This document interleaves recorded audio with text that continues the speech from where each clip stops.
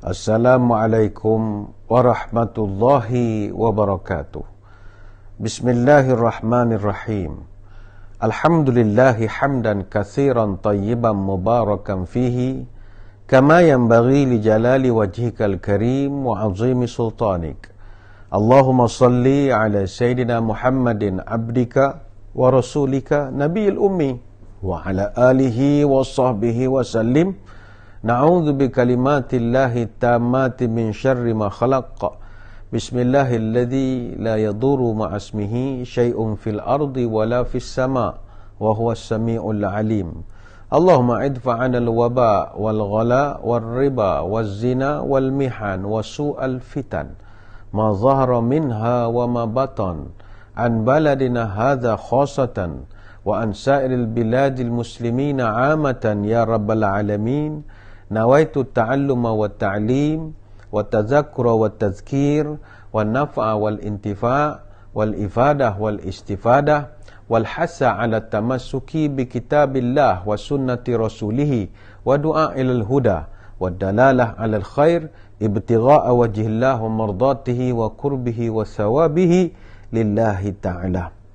Allahumma barik lana fi Rajab wa Sya'ban wa balighna Ramadan. Yang berbahagia Datuk Surveyor Dr. Azhari bin Muhammad, Ketua Pengarah UKO dan Pemetaan Malaysia. Yang dihormati Surveyor Suhaimi bin Haji Rasidi, Timbalan Ketua Pengarah UKO dan Pemetaan Malaysia 2. Yang diraikan juga pengarah-pengarah bahagian. Yang diraikan juga pengarah-pengarah UKO negeri. Para pegawai kader seterusnya yang bahagia, datuk-datuk, datin-datin, tuan-tuan, puan-puan, seluruh warga Jabatan UKO dan Pemetaan Malaysia, Kementerian Tenaga dan Sumber Asli, mudah-mudahan dirahmati Allah juga sekalian.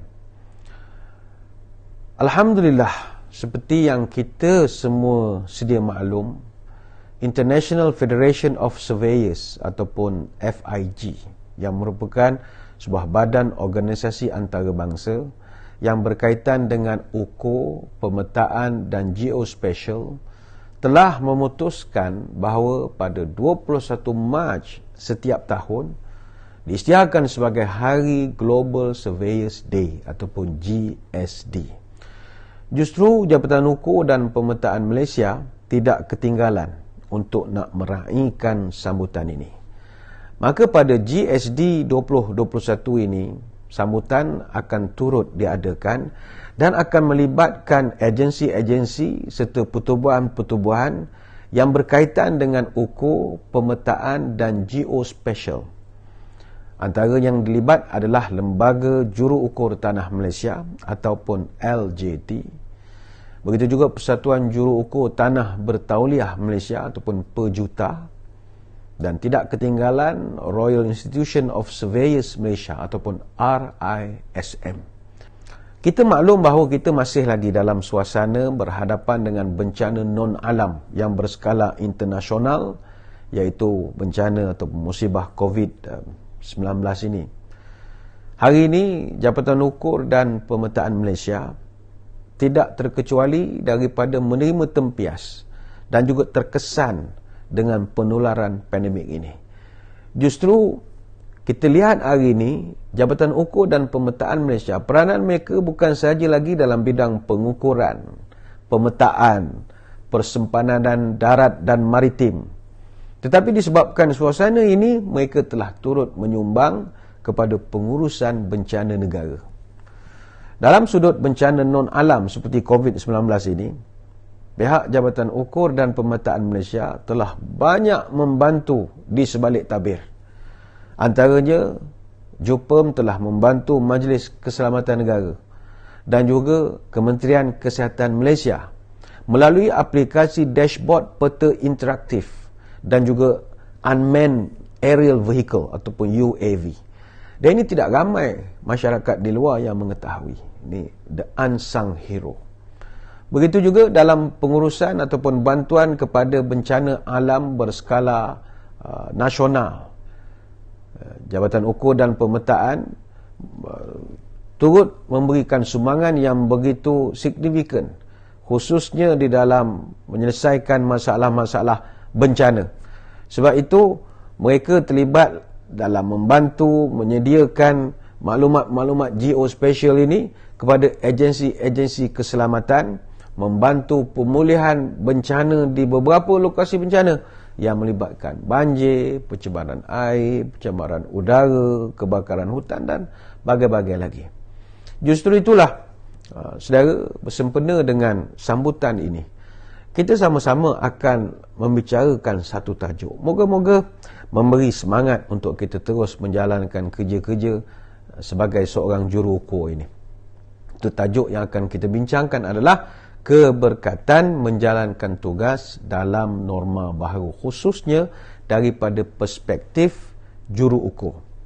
Saudara-saudari sekalian, berkat atau keberkatan ini benda yang hilang, payah nak dicari sekarang. Sebab itu keberkatan ni benda yang tiap-tiap hari ditarik satu persatu, dan kita sebagai orang yang nak cari berkat mesti berusaha memburu keberkatan. Itu dipanggil tabaruk, mencari berkat. Sebab itu berkat ini benda diterangkan dalam Quran. Allah Ta'ala sebut berkat ni barakah, tabaraka, barakat, mubarak dan macam-macam lagi. Sebab itu dalam Quran contohnya, malam Al-Quran diturunkan, itu disebut Lailatun Mubarakah, a blessed night. Ataupun Al-Quran itu sendiri dikenali sebagai Kitabun Mubarak, a blessed book. Ataupun tempat-tempat yang dimuliakan, contohnya Kaabah, ataupun Jerusalem, Mekah itu sendiri misalnya. Itu kawasan, dan kawasan sekitarnya itu akan dipanggil barakna haulahu atau haulaha. Artinya tempat itu ada keberkatan. Sebab itu dalam kehidupan sehari-hari kita dituntut oleh agama untuk sentiasa mendoakan supaya kita ini dapat berkat. Bukan sekadar kita, tetapi orang yang kita berjumpa tiap-tiap hari mesti juga didoakan keberkatan. Sebagai contoh, kita dituntut kalau berjumpa dengan orang diucapkan barakallahu fika, barakallahu fikum, barakallahu fik. Kenapa? Mendoakan keberkatan kepada orang akan mendatangkan keselamatan kepada orang tersebut. Boleh jauhkan dia daripada kena sihir ain, daripada kena puji-puji melampau. Jadi kita puji dia dengan menyandarkan kepada keberkatan Allah. Contoh, kawan kita naik pangkat, grade 52 naik 54. Barakallahu fik. Moga Allah berkati perjawatan kamu. Allah berkati grade yang kamu dapat ini. Doakan keberkatan. Tabrik dia panggil. Ini tuntutan. Yang kedua, kita disuruh supaya ketika memberi salam, hendaklah mengucapkan doa keberkatan di dalam salam, iaitu Assalamualaikum warahmatullahi wabarakatuh. Mesti ada berkat. Doakan keberkatan kepada orang yang kau ucapkan salam. Ini tuntutan agama. Sama juga kalau kita makan misalnya. Ketika makan, sebelum makan, antara doa yang kita disuruh untuk bacakan adalah Allahumma barik lana fima razaqtana. Ya Allah, berkatilah apa yang engkau rezekikan pada aku untuk makan ini. Kenapa minta berkat? Sebab dalam makanan ada risiko. Ada kolesterol, ada kalori, ada lemak, ada macam-macam. Betul, kalau nak sihat, kalau betul-betul orang itu tak nak makan yang baik, dia tak payah makan, dia puasa saja. Tapi kalau kena makan, ada risiko. Jadi bagaimana kita nak meminimumkan risiko itu? Doa kepada Allah, tolong kurniakan barakah. Durian memang ada risikonya kalau makan durian. Tapi ni rezeki, kita doa, ya Allah tolong kasih barakah. Dalam bahasa mudah, barakah ni campur tangan daripada Allah. Artinya kalau orang yang bekerja, Allah campur tangan dalam dunia pekerjaan dia. Kalau dia seorang yang misalnya nak makan tadi, Allah campur tangan dalam rezeki yang dia nak makan. Dalam rumah tangga, Allah campur tangan dalam rumah tangga dia. Sebab itu sunat hukumnya, pergi jumpa orang majlis perkahwinan, didoakan dia, barakallahu laka wa baraka alaika wa jama'a bainakuma fi khair. Sunat hukumnya kita mendoakan keberkatan kepada pengantin supaya datang keberkatan di dalam rumah tangganya kelak. Sebab kekayaan, duit, harta yang banyak belum tentu menjamin kegembiraan. tidak menjamin kegembiraan yang sejati. Keberkatan benda tak dijual beli.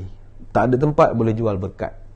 Jadi kita nak dapat keberkatan ini, benda yang perlu diusahakan. Sebab itu kata para ulama, kalau rujuk secara dari sudut etimologi, dari segi bahasa, barakah ini dia daripada kalimat al-birkah. Apa makna birkah? Tempat berkumpulnya air. Artinya kalau di padang pasir, tempat yang kering dan tandus, tiba-tiba ada satu kawasan tempat unta berkumpul, minum air, itu kawasan dipanggil al-birkah. Artinya dia boleh memberi kebaikan yang banyak. Sekelilingnya nanti akan ada satu wadi, oasis yang begitu cantik sekali. Ramai musafir boleh ambil manfaat pada dia. Mana dia terus menerus ada. Kewujudannya itu memberi manfaat kepada ramai pihak dan dia telah lama berdiri sebagai satu tempat yang memberi kebaikan. Ini berkat. Sebab itu tidak keterlaluan kalau saya mengatakan Jabatan Ukur dan Pemetaan Malaysia itu sendiri contoh terbaik sebagai sebuah organisasi yang sangat berkat. Apa sebab? Sebagai sebuah jabatan yang senior di Malaysia, JUPEM telah meraih begitu banyak pengalaman yang hebat. Kerja tuan-tuan membantu Jabatan Mufti, membantu Jabatan Kemajuan Islam Malaysia dalam pengukuran kiblat, penentuan hari kebesaran dan bagai-bagai lagi. Ini telah menyumbang kepada keberkatan.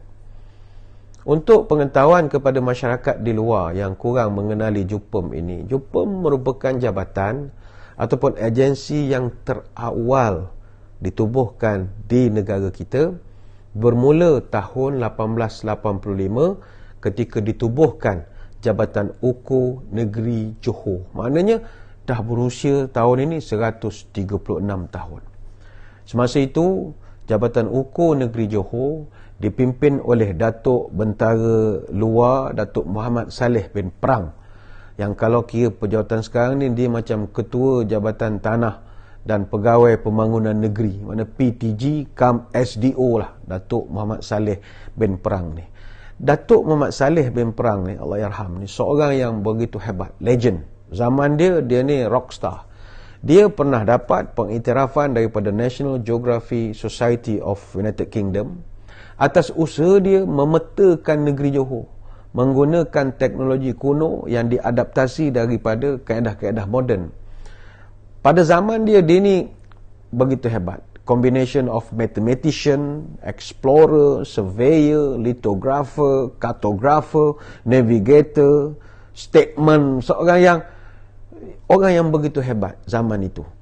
Dan peta negeri Johor sebenarnya telah dilukis oleh Datuk Muhammad Saleh Perang sebelum Harry Lake. Harry Lake lukis tahun 1893. Sedangkan Datuk Muhammad Saleh Perang, dia dah melukis peta Johor dan dihadiahkan kepada Government of South Australia selepas daripada exhibition Johor di Adelaide tahun 1887 lagi. Ini hebat. Seorang ahli yang begitu pakar di dalam bidangnya. Dan tahun 1920, ini ingin saya berkongsi sekelumit kisah. 1920, Allahyarham Datuk Muhammad Saleh Perang, dia telah minta supaya cucu dia nama Ali bin Osman, buatkan satu lirik kata-kata, bait-bait kata-kata dan dijadikan satu lagu.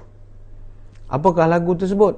Lagunya adalah lagu, ni orang Johor mesti tahu lagu ni, Tajuk Johor. Bukan Tanjung Johor, Tajuk Johor. Kalau tuan-tuan seorang surveyor, seorang yang duduk dalam dunia peta dan pemetaan ini, cuba kita hayati dengan menggunakan mata hati terhadap bait-bait kata-kata di dalam lagu Tajuk Johor ini.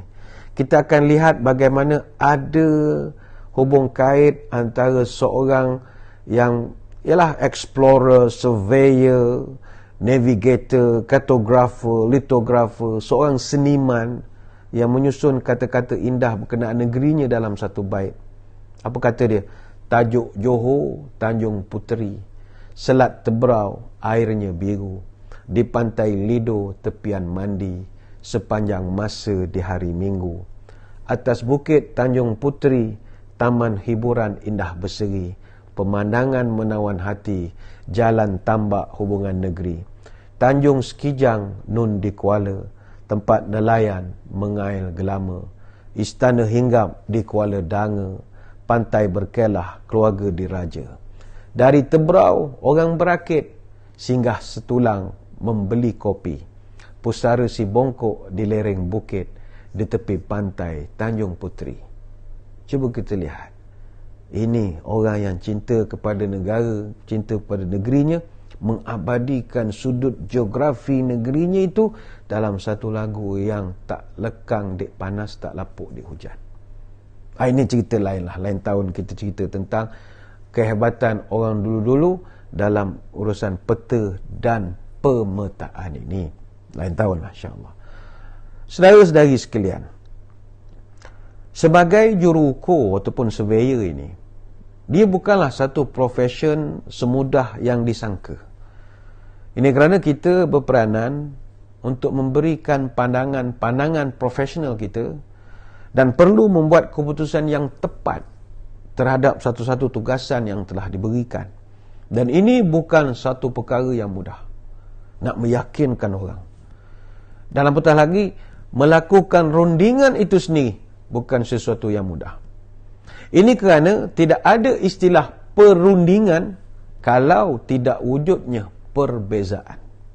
Bayangkan daripada ramai-ramai, ada pandangan-pandangan yang berbeza-beza. Macam mana tuan-tuan nak tampil untuk mengatakan, ini adalah pandangan saya, pendapat saya secara profesional dan perlu dipertimbangkan seserius mungkin. Itu bukan senang.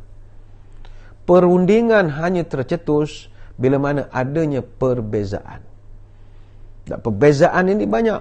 Perbezaan dari segi sumber, perbezaan dari segi pemikiran, perbezaan dari segi tindakan. Perundingan boleh tercapai kalau kita berupaya untuk meyakinkan penyelesaian terhadap perbezaan itu. Tanpa perbezaan, hidup kita ini akan menjadi tepu, menjadi kaku. Dan fitrah manusia, dia memang dilahirkan untuk suka berbeza pendapat dan pandangan. Dalam penentuan satu-satu arah kiblat, penentuan masuk waktu dan bagai-bagai lagi, ini contoh dalam dunia agamawan. Sudah pasti orang ini ada pendapat dia. Macam mana kita nak tampil untuk mengeluarkan pendapat kita? Sebab itu dengan memahami bahawa manusia dan perselisihan itu tak dapat dipisahkan. Kerana perselisihan adalah fitrah manusia. Allah berfirman di dalam Al-Quran, "Walau syaa rabbuka laja'alan nasa ummatan wahidah." Dan kalau Tuhan kamu mahu, boleh saja dia menjadikan manusia ini satu umat saja. Tidak ada Mat Saleh, Caucasian, tidak ada African, tidak ada Indian, tidak ada Chinese, tidak ada Malay, tidak ada. Satu saja. Tetapi wala yazaluna mukhtalifin illa man rahima rabbuka walidzalika khalaqahum. Tetapi kata Allah, manusia itu la yazalun mukhtalifin. Dia suka berbeza. Dia suka anti-establishment. Dia tak nak sama dengan orang. Dia nak tampil rare daripada orang lain. Kecuali kata Allah, illa man rahima rabbuk, kecuali orang yang dapat rahmat daripada Allah. Surah Hud ayat 118 sampai 119. Sebab itu kita lihat, kita semua berbeza. Saya suka warna biru, contoh biru. Mungkin ada tuan-tuan yang tidak suka. Suka merah, suka pink, suka hijau. Ini manusia. Rupa paras pasangan kita, isteri kita, suami kita tak sama dengan orang lain. Ada orang suka muka Chinese, ada orang suka muka Mat Saleh, ada orang suka muka Hindustan. Semuanya berbeza-beza. Sebab itu at-tafawud fil akal wal fahmi wal qudratu ala tahsilil ilmi. Manusia ni kata ulama, disebabkan dia memiliki tahap kepahaman dan fikiran yang berbeza, maka selama-lamanya dia tidak akan dapat satu persetujuan untuk bersama. Tapi apa yang mustahak? Walaupun kita berbeza pendapat, yang penting terbit mentari menyilau mata, orang daik menjala udang, sama sendiri jangan sengketa, bukankah molek kalau kita dapat makan sehidang. Justru saudara, jika kita mau mengundang keberkatan di dalam profession kita ataupun dalam pekerjaan kita ini, ayolah kita ikut cara Nabi SAW bekerja.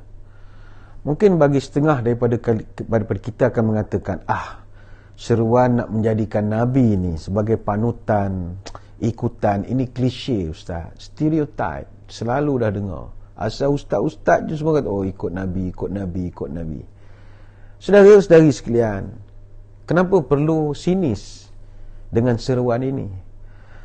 Tanpa kita sedari hari ini, banyak tulisan-tulisan berkaitan dengan ilmu pengurusan, manajemen, pengurusan dan bagai-bagai yang telah mula menyanjung tokoh agama masing-masing. Dan bagi kita Muslim, kita tidak ada isu. Sebagai contoh, tahun 95 lagi, satu orang penulis nama Laurie Beth Jones, dia buat satu buku, Jesus CEO, Using Ancient Wisdom for Visionary Leadership. Melihat nilai-nilai yang ada pada Nabi Isa kalau dia seorang CEO. Apa perkara yang kita boleh belajar daripada beliau kalau hari ini kita juga adalah seorang CEO dan kita tak ada isu dengan buku ini. Begitu juga tahun 2000 ada satu orang penulis Amerika keturunan Yahudi nama David Barron, tapi gelarannya Rabbi, ini mana ulama besar dalam Yahudi, Rabbi David Barron. Dia menulis satu buku Moses on Management, 50 Leadership Lesson from the Greatest Manager of All Time. Dia menulis tentang Nabi Musa dalam pengurusan, 50 pengajaran dan pembelajaran yang boleh kita ambil daripada Greatest Manager of All Time, seorang pengurus terbaik sekali sepanjang masa. Ini Nabi Musa AS. Begitu juga tahun 2001 ada dua orang penulis daripada Barat, Franz Metcalf dan B.J. Gallagher Hatley. Dia buat satu buku, What Would Buddha Do at Work? 101 Answers to Workplace Dilemma. Dia menulis tentang Gautama Buddha. Kalau dia seorang yang bekerja di pejabat, apa pelajaran kita boleh ambil daripada dia? Dan pengajaran dia itu boleh menyelesaikan 101 masalah ataupun dilema tempat kerja. Masalah bodek bos, masalah office politik dan bagai-bagai lagi. Gautama Buddha. Begitu juga ada 4 orang penulis daripada Barat yang diketuai oleh Charles Mans. Dia buat satu buku, The Wisdom of Solomon at Work, Ancient Virtues for Living and Leading Today. Dia melihat nilai-nilai yang ada pada Nabi Sulaiman alaihissalam. Yang bagi kita orang Islam, kita tidak ada masalah sama ada Nabi Sulaiman kah ataupun Nabi Musa kah. Sebab bagi kita, kesemua di antara Nabi-Nabi ini juga diajar oleh Nabi kita Muhammad SAW. Siapa mereka, apa peranan dan cabaran mereka. Sebab itu saudara-saudari sekalian, dalam persoalan nak mengikut Nabi dan menjadikan Nabi sebagai teladan, ini wajar untuk kita jadikan satu panduan kepada kita. Sebab Nabi kita ini, dia dikagumi bukan saja oleh kawan, tapi lawan. Orang-orang bukan Islam sekalipun, mereka mengakui bahawa Nabi kita ini daripada segi pengurusan itu begitu hebat sekali. Dan boleh kita tiru. Ada satu orang sarjana Barat, nama Profesor Jules Messerman. Dia pernah menulis di dalam Time Magazine atau majalah Time tahun 1974. Dia ni seorang profesor dalam bidang psychoanalysis daripada University of Chicago di Amerika Syarikat. Semasa itu majalah Time mengeluarkan satu isu berkenaan tentang what's a great leader? Throughout history, who qualifies? Apakah kriteria menjadikan seorang itu pemimpin agung, great leader? Dan sepanjang lipatan sejarah, siapakah manusia yang boleh kita tabalkan sebagai pemimpin paling agung? Sebagai seorang ahli akademik, dia telah mengutarakan pandangan dia. Katanya, leaders must fulfill 3 functions. Seorang pemimpin, dia mesti melaksanakan 3 perkara, 3 fungsi. Pertama sekali, must provide for the well-being of followers. Dia mesti memelihara kesejahteraan pengikut-pengikutnya. Itu kerja pemimpin. Yang kedua, kata beliau, must provide a social organization in which people feel relatively secure. Pemimpin itu mesti mewujudkan satu sistem sosial yang mana rakyat merasakan selamat dan merasa terjamin. Dan yang ketiga, kata beliau, seorang pemimpin must provide his people with one set of beliefs. Seorang pemimpin itu mesti menyemaikan satu nilai kepercayaan yang boleh diikuti oleh pengikut-pengikutnya.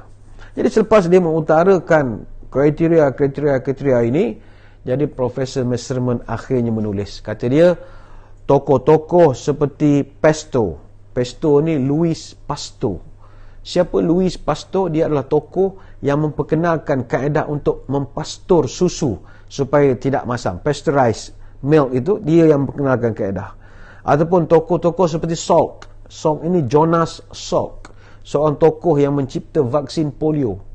Maka tokoh seperti Salk ataupun Pasteur itu saya kategorikan sebagai pemimpin yang memiliki kriteria yang pertama. Dia provide the well-being of the followers. Mereka ini memelihara kesejahteraan manusia. Adapun pemimpin-pemimpin seperti Gandhi, Confucius, Alexander, Caesar, Hitler, saya anggap sebagai pemimpin yang melaksanakan fungsi pertama dan fungsi yang kedua, kata dia. Tetapi pemimpin yang paling unggul dalam sejarah pada pendapat saya, kata beliau, adalah Muhammad. Apa sebab? Kerana dia telah melaksanakan ketiga-tiga fungsi ini. Dan kalaupun ada orang yang boleh menyamai beliau, sikit bawah daripada Nabi Muhammad adalah Musa AS atau Moses. Maka ini satu pujian yang ikhlas daripada seorang yang dia tidak masuk Islam pun, dia kekal dalam agama dia, tetapi dia secara jujur mengatakan bahawa ini adalah perkara-perkara yang kita hormati. Sama juga Michael Hart, tahun 1978, dia menulis satu buku, The 100, A Ranking of the Most Influential Person in History. Dia menulis 100 tokoh paling berpengaruh di dalam sejarah, dan dia seorang ahli akademik, seorang profesor, seorang astronomist, mathematician, seorang scientist, pernah berkhidmat dengan NASA, dan dia secara jujur melihat bahawa manusia seperti Nabi Muhammad ini manusia paling unggul. Dia letakkan Nabi Muhammad sebagai tokoh nombor 1, dan dia seorang Kristian. Nabi Isa dia letakkan tokoh yang ketiga. Tokoh yang kedua dia letakkan adalah Newton, Isaac Newton, merupakan ahli fizik yang menemui graviti. Kenapakah orang-orang macam ini memuji Nabi SAW? Jawapannya, saudara-saudari sekalian, sebab Nabi kita ini dia ada nilai-nilai kepimpinan yang tidak ada pada orang biasa atau tidak ada pada orang lain. Apakah contoh-contohnya? Pertama, orang barat memandang Nabi kita ni hebat kerana dia berjaya panggil mission accomplished dalam tempoh yang singkat, 23 tahun saja. Berbanding setengah Nabi ada yang mengambil masa ratusan tahun. Dengan perancangan yang tepat, strategi yang betul, profesionalisme yang tinggi, rupanya boleh menjalankan satu misi yang impossible. Pertama, tuan-tuan, ini yang menulis ni penulis barat. Dia kata Muhammad, mereka gelarkan Muhammad. Nabi kita ini dia ubah bangsa. Bangsa Arab dulu, bangsa Mekah khususnya, bangsa tak laku, jual tak laku. Apa buktinya? Kerajaan Rom dan Parsi tak pernah sudi pun jajah negara Arab. Tuan-tuan sekalian, kerajaan Rom ni bukannya jauh sangat pun. Dia dekat sempadan Jordan, Lebanon, Syria, ni semua kerajaan Rom. Kerajaan Rom ni perlu diingat, kerajaan Empire Rome Byzantine, Eastern Roman Empire. Ini bukan kerajaan kecil. Mereka dah kuasai permukaan bumi sebanyak 5,900,000 kilometer dan menjadi empire terbesar semasa zaman purba klasik. Dia punya Empire Byzantine ini bermula daripada Itali, Bulgaria, Yugoslavia, Romania, Constantinople, Anatolia, sampailah beberapa kawasan di utara Afrika seperti di Mesir, di Maghribi, sampailah ke utara semenanjung Arab, Baitul Maqdis, Jordan. Sebelum ditakluk oleh Islam, itu semua adalah kawasan Rom. Sebab itu orang Rom ini dia dah memerintah dunia masa itu selama 11 abad. Berpusat di Rom Barat itu Vatican City di Itali, kalau Rom Timur di Byzantium ataupun Constantinople di Istanbul sekarang di Turki. Ini bangsa besar, tapi mereka tak pernah jajah pun orang Arab. Apa sebab? Apa faedah? Habiskan duit je, rugi, buang karen. Sama juga kerajaan Parsi. Parsi ni kerajaan Sasan. Kalau kita yang minat sejarah, istilah kita guna Rom, Byzantine, Parsi Sassanid atau Sassanid. Dia adalah satu kerajaan yang besar, dan mereka ni ialah kerajaan Parsi ni di sebelah Iran, Iraq hari ni. Kerajaan-kerajaan sebelah pantai itu semua adalah kerajaan Parsi. Juga sepadan dengan negara Arab, dan mereka tidak pernah jajah negara Arab. Apa sebab? Jawapannya kerana orang Arab ini bangsa yang suka berperang, barbarian ketika itu. Tapi bagaimana Nabi SAW berjaya mengubah bangsa yang begitu menjadi bangsa yang begitu hebat, memerintah 2/3 dunia? Apa rahsianya? Dan ini yang sangat dikagumi oleh tokoh di barat. Kata mereka, ini kita boleh tirulah untuk nak cari barakat, keberkatan dalam profession kita. Pertama sekali, kata para pengkaji, Nabi Muhammad SAW ini, formula terbesar kejayaannya adalah peribadi dia sendiri. Iaitu beliau adalah seorang yang memiliki karakter sangat dipercayai. Sehingga kan orang memanggilnya ketika itu dengan gelar Muhammad Al-Amin. Al-Amin ni artinya sangat dipercayai. Sekarang ni kita terpaksa jadi profesional untuk dipercayai pekerjaan kita. Seorang doktor, dia kena pergi belajar jadi doktor, selepas dapat medical doctor degree, dia kena pula buat housemanship, baru dia dapat kepercayaan menjadi doktor. Macam tuan-tuan selaku surveyor SR, ini kena belajar dalam bidang ukur bahan, ukur tanah macam-macam, kemudian kena ada profesional, kena ada sijil, kena bekerja selama 2 tahun, baru jadi profesional. Tujuan ada gelaran SR, DR, IR, AR, TPR, Town Planner dan macam-macam, untuk bagi orang percaya. Dan itu modal Nabi ada. Dan Nabi mendapat gelaran itu bukan dia yang nak, bukan dia yang declare. Dia tidak pernah kata, hey orang Arab, saya Muhammad, panggil saya Muhammad Al-Amin. No. Nama itu dia dianugerahkan. Dalam dunia tidak ada universiti yang boleh anugerahkan sijil percaya. Tidak ada. Kepercayaan ini benda modal besar. Sebab itu tuan-tuan sebagai seorang surveyor SR ini sudah dapat kepercayaan. Ada kepercayaan daripada orang. Tetapi Nabi kita mendapat Al-Aminnya itu, apa sebabnya? Bukan kerana dia pergi exam profesional untuk jadi Al-Amin, tidak. Kerana Nabi seumur hidup tidak pernah berbohong.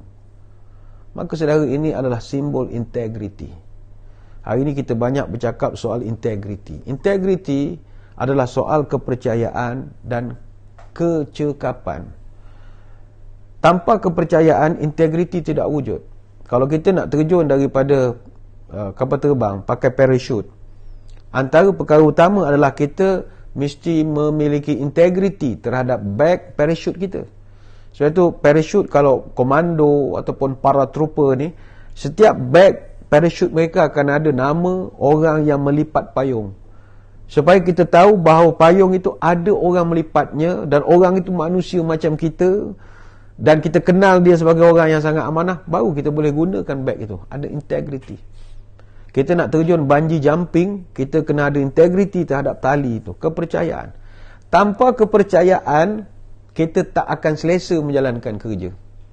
Maka kalau kita sebagai seorang surveyor, jadilah orang yang dipercayai. Nabi digelarkan Al-Amin, dan itu adalah modal yang tak boleh orang nak buang. Pernah beberapa orang pernah cuba untuk lakukan character assassination, nak bunuh watak Nabi sebagai Al-Amin kepada Al-Kazzab, pembohong. Tetapi ketika cadangan ini diutarakan, yang paling lantang sekali membantah Abu Lahab. Dia kata, saya tidak setuju, ini anak saudara saya, daripada kecil tak pernah bohong. Jangan kamu pandai-pandai menggelarkan dia Muhammad si pembohong. Ayolah tuan-tuan sekalian, jadilah orang yang dipercayai. Mungkin kita tidak berbohong, tetapi kita hilang kepercayaan daripada segi amanah misalnya. Hari ini ramai orang telah pecah kepada amanah yang telah diberikan. Sebab itu Institut Takbiran Awam Negara pernah buat satu kajian. Kata mereka penjawat awam ni, dia paling banyak menyeleweng 3 perkara. Pertama, yang paling banyak dia menyeleweng adalah masa bekerja. Yang kedua, dia banyak menyeleweng duit. Yang ketiga, dia menyeleweng adalah harta awam. Ini juga paling banyak diselewengkan. Jadi kalau kita nak jadi orang berintegriti, orang Al-Amin, seorang yang dipercayai, jangan pecah 3 amanah ini. Pertama sekali, masa. Yang kedua, duit. tiga harta awam. Apa makna harta awam? Harta awam ni apa saja kepunyaan ataupun milikan atau di bawah kawalan kerajaan yang dibeli ataupun disewa beli dengan wang kerajaan atau melalui sumbangan yang diterima atau diperoleh menerusi proses perundangan, terdiri daripada kumpulan aset, sama ada harta modal atau inventory berbentuk fizikal, tanah, bangunan, jalan raya, kendaraan logis dan sebagainya, semua itu tidak boleh digunakan untuk kepentingan peribadi. Dan ini adalah amanah kita. Umar bin Abdul Aziz, dia tidak pernah gunakan apa saja harta awam untuk kepentingan diri. Satu malam dia bekerja pakai pelita, kawan dia datang nak bersembang, dia tanya, ni cerita hal kerja ke cerita hal kosong-kosong, sembang kosong? Kata kawan dia, sembang kosong saja. Dia padamkan lampu, cakap dalam gelap. Kawan dia tanya, kenapa cakap dalam gelap? Kata, tadi saya pasang lampu sebab saya sedang bekerja. Ini lampu pakai minyak ni duit rakyat. Kita nak sembang hal kita, jangan pakai duit rakyat. Cakap dalam gelap sampai pagi. Ini Umar bin Abdul Aziz, seorang khalifah yang hanya memerintah selama 2 tahun 5 bulan saja. Tapi walaupun servisnya tidak lama, dia meninggal umur 39 tahun kerana diracun oleh pembesar Bani Umayyah. Tapi kenapakah dalam tempoh yang begitu singkat dia berkhidmat, tapi namanya kekal sampai sekarang, bahkan dicatat dengan tinta emas? Jawapannya kerana dia seorang yang sangat integriti, sangat amanah. Yang pertama. Yang kedua, Al-Amin. Kepercayaan ini juga adalah soal kecekapan.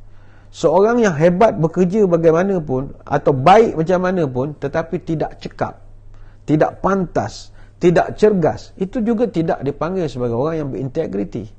Sebab itu pernah Abu Zar Al-Ghifari radhiyallahu anhu datang jumpa Nabi. Dia menawarkan, ya Rasulullah, ala tasta'miluni? Ya Rasulullah, Tuan tak nak ambil saya sebagai penyawan awam ke? Saya pun mampu juga untuk bekerja, jadi amil zakat ke, tukang azan, apa-apa sajalah. Jadi fadaraba biyadihi ala mankibi, Nabi pegang pada badanku, maka kata Nabi, ya Abu Dzar, innaka dha'ifun wa innaha amanatun wa innaha yaumal qiyamah khizyun wa nadamah. Wahai Abu Dzar, kamu ni lemah. Nabi sendiri menilai dia orang yang lemah, sedangkan tugas yang nak diberikan ini adalah amanah, dan pada hari kiamat nanti ianya akan menjadi penyesalan kepada seseorang. Hadis riwayat Imam Muslim. Begitu juga kisah Umar Al-Khattab radhiyallahu anhu. Dia pernah melantik Sa'ad bin Amir Al-Jumahi radhiyallahu anhu sebagai gubernur di Homs. Homs ni sekarang terletak di sebelah Syria sana.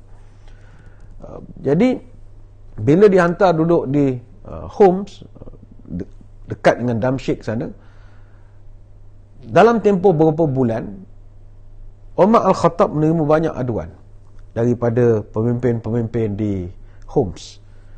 Dia dapat aduan daripada DO, daripada ADO, daripada penghulu, daripada Tok 4, ketua kampung, macam-macam tentang kerenah gubernur yang baru ini, iaitu Sa'ad bin Amir Al-Jumahi. Jadi Umar Al-Khattab marah, aduan berguni-guni. Dia panggil menghadap ke Madinah.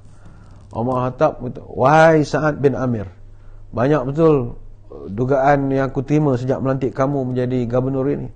Ni ramai orang komplain ni apa hal. Pertama sekali, kenapa kamu keluar rumah selepas matahari tinggi? Mana keluar lambat, masuk ofis lambat? Jawab Sa'ad bin Amir Al-Jumahi, Tuan, saya ni menjaga anak di rumah. Saya tak ada pembantu rumah. Jadi saya siapkan makan anak saya apa semua, barulah saya pergi kerja. Artinya saya bukan tak buat kerja. Saya kan pemimpin, bukan clerical nak kerja 8 sampai 5. Saya fleksibel. Saya servis 24 jam. Saya tak ada masalah. Dia jawab. Orang tanya lagi, kenapa orang komplain kamu tak bersedia melayan rakyat pada malam hari? Jawab Sa'ad, saya Tuan siang, saya dah komit untuk orang. Malam saya nak bermanja dengan Tuhan saya. Takkan saya tak boleh cari keseimbangan? Ini jawapan dia. Baik, orang tanya yang ketiga, ni orang mengadu kenapa dalam sebulan ada 1 hari penuh kamu tak datang kerja? Orang cari tak dapat, teks tak dapat, mesej tak jawab, call tak berangkat. Apa sebab? Kata Sa'ad, saya baju rasmi pergi ofis, uniform ada 1 saja. Jadi kalau dalam sebulan saya kena ada 1 hari saya cuci, dan saya kena tunggu kering, jemur kering, baru saya boleh pergi. Kalau saya pergi keluar tak pakai uniform, pakai baju biasa, jatuh maruah kita sebagai seorang pegawai beruniform. Omar kata, okey. Yang keempat, kenapa kamu ni dapat aduan selalu jatuh pengsan semasa mesyuarat? Mesyuarat pengsan. Maka kata Sa'ad bin Amir Al-Jumahi, saya ni ada masalah trauma. Dulu saya pernah tengok sahabat kita Al-Khubab Al-Arad diseksa oleh tuan dia. Jadi bila saya teringat tu, saya akan jadi pengsan lah. Jadi kata Omar, wahai Sa'ad bin Amir, kamu ni orang baik, tapi minta maaf, tugas sebegini tidak sesuai untuk orang macam kamu. Maka sampai di sini sajalah, kamu letak jawatan ataupun saya ambil tindakan pecat. Maka Sa'ad bin Amir Al-Jumahi letak jawatan. Apa pelajaran kisah ini? Kecekapan juga mustahak, selain daripada baik. Sebenarnya banyak kita nak bercerita pada kesempatan kali ini, tetapi masa kita tidak mengizinkan untuk kita meneruskan. Sebelum saya mengakhiri perkongsian ini, marilah kita sama-sama berdoa supaya segala perancangan dan tindakan yang telah kita sama-sama lakukan selama ini di Jabatan Ukur dan Pemetaan akan beroleh keberkatan dan mendapat kejayaan dari Allah. Demi keunggulan profesion juru ukur ini, marilah tuan-tuan kita sama-sama bangkit dan bangun bersama-sama untuk melaungkan azam dan juga semangat, iaitu untuk menguruskan perbezaan, membina keyakinan, menjayakan kemenangan. Sekadar itu, terima kasih atas perhatian. Mohon maaf sebarang kekurangan. Bertemu lagi pada lain-lain kesempatan. Selamat menyambut Global Surveyors Day GSD Jupem 2021.